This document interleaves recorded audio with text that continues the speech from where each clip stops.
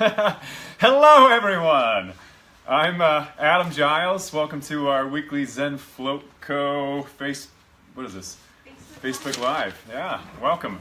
I'm again Adam Giles. I'm the float specialist here for Zen. I wanted to take today and actually just go through some Q&As with you. I know it's nothing grand today, but I have a lot of people that have a lot of questions every single day, clearly. So figured we'd take some time and go through some basic questions that I go through with people every day, as well as answer anything that you guys want to ask me. So I'd love to hear it. Shout outs. Let's see. Ellen says hi. Hi, Ellen. Is that the... Ellen's our favorite. Yeah, Ellen's your favorite. Our favorite. Hi, Ellen. Hi, Ellen. Hi, Ellen. We got Will and Mo in the background here.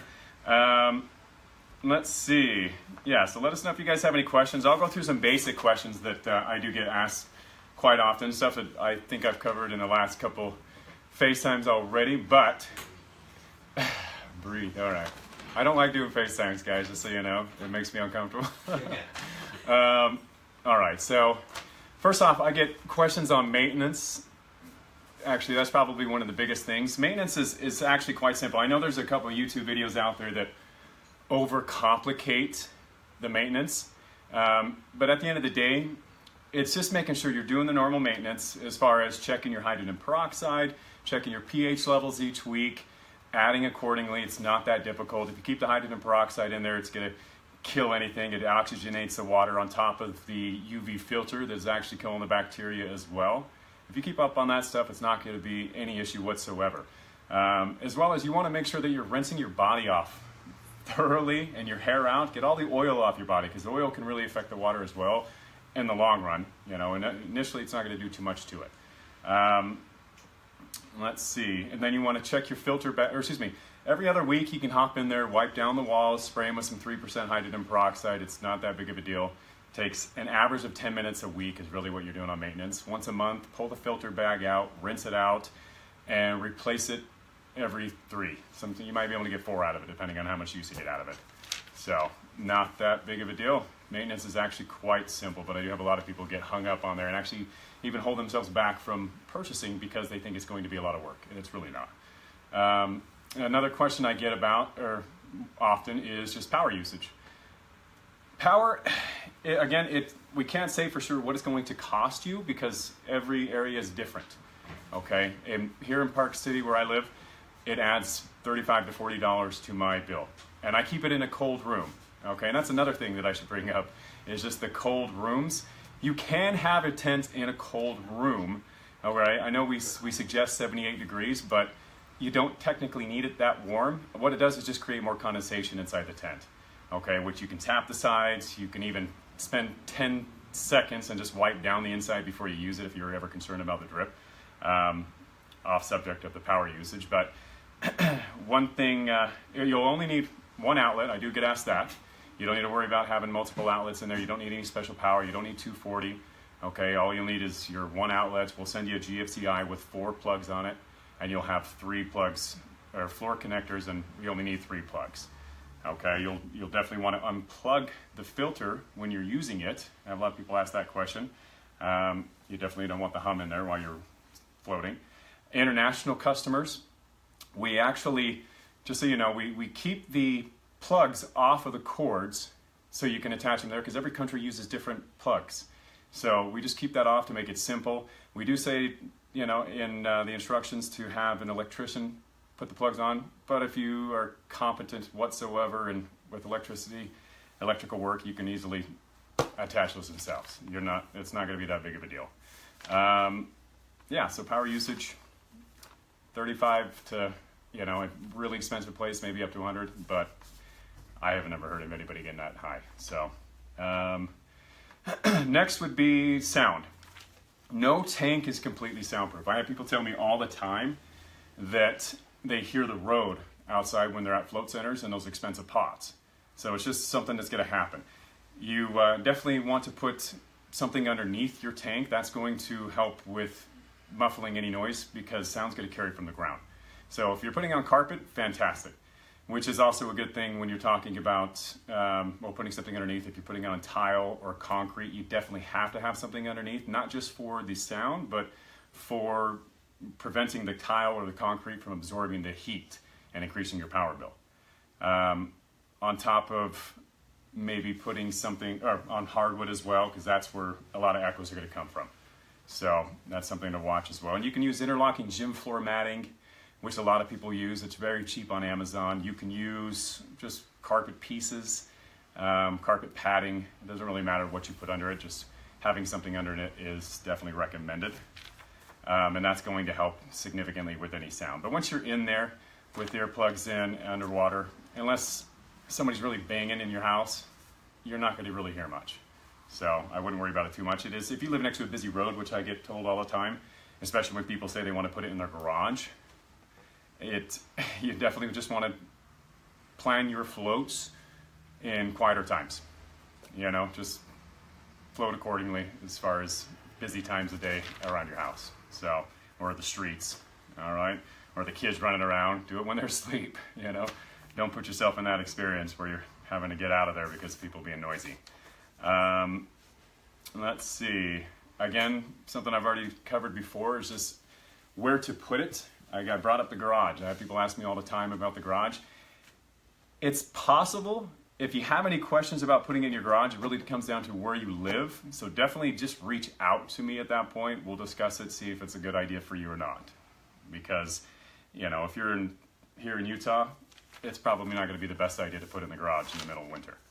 So just depends on where you're at and what kind of setup you have in your garage. But I have people put it in their bed. I talked to a girl today that she is living she's living with her parents at the moment, and her parents don't want the tent in her house, but she needs it for an ailment she has. And I suggested putting it in her bedroom, because I do have a lot of people put it in their bedrooms next to their beds, you know, because it is that important. Truly, it doesn't matter where it is, just it comes down to what you're getting from it. And a lot of people say, I don't have the space for it. What do you get from it?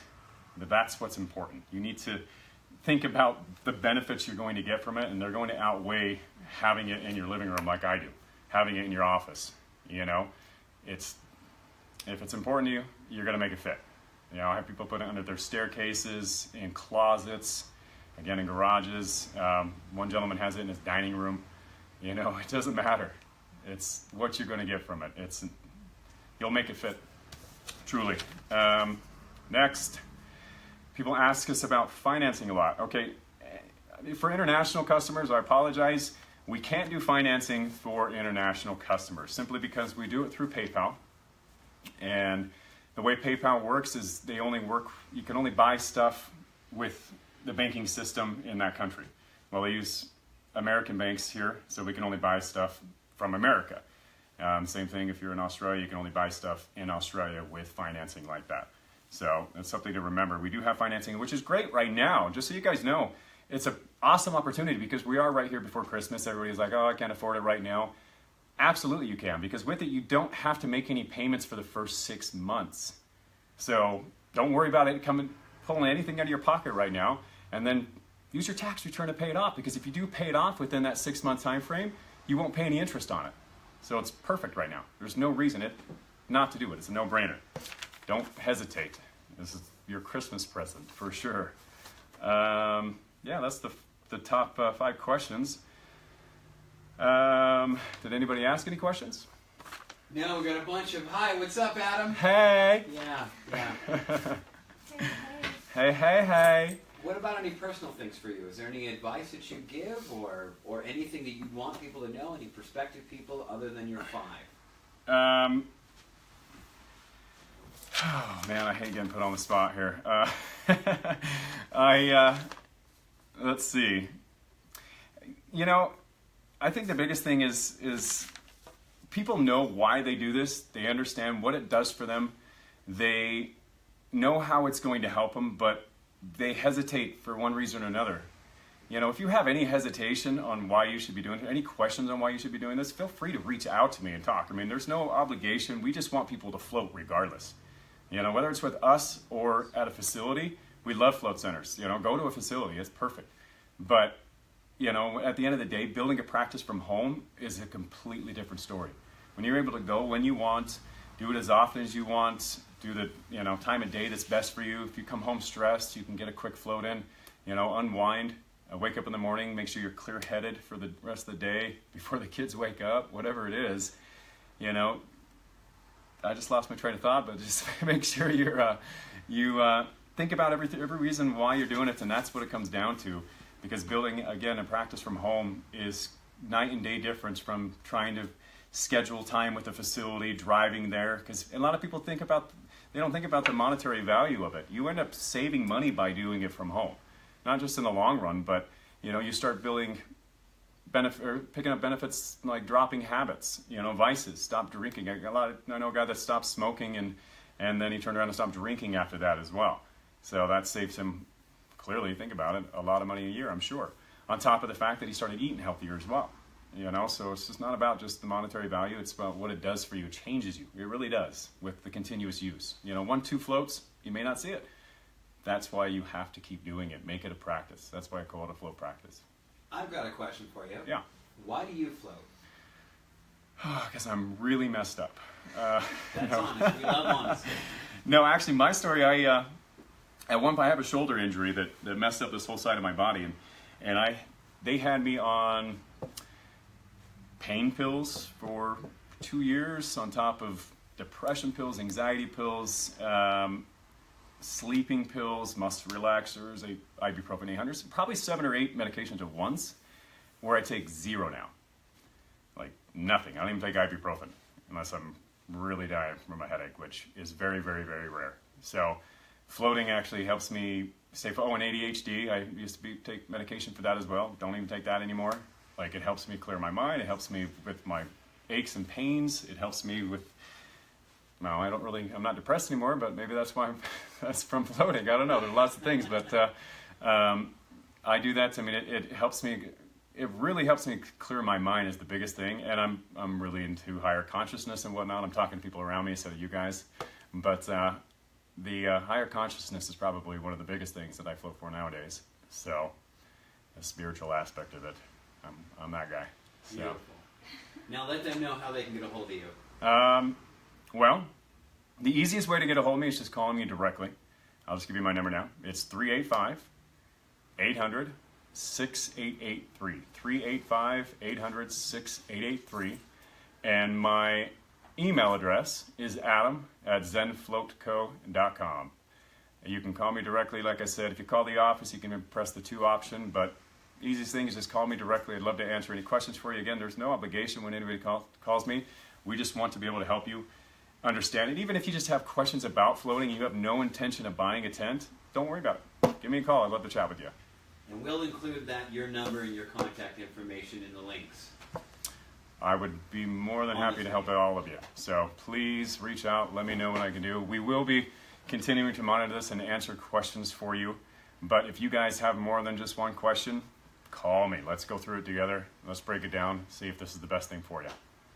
So, like I said, keep asking questions, and we'll continue to monitor it. And thanks again for joining us today. I don't know how to end these, but thanks. Have a great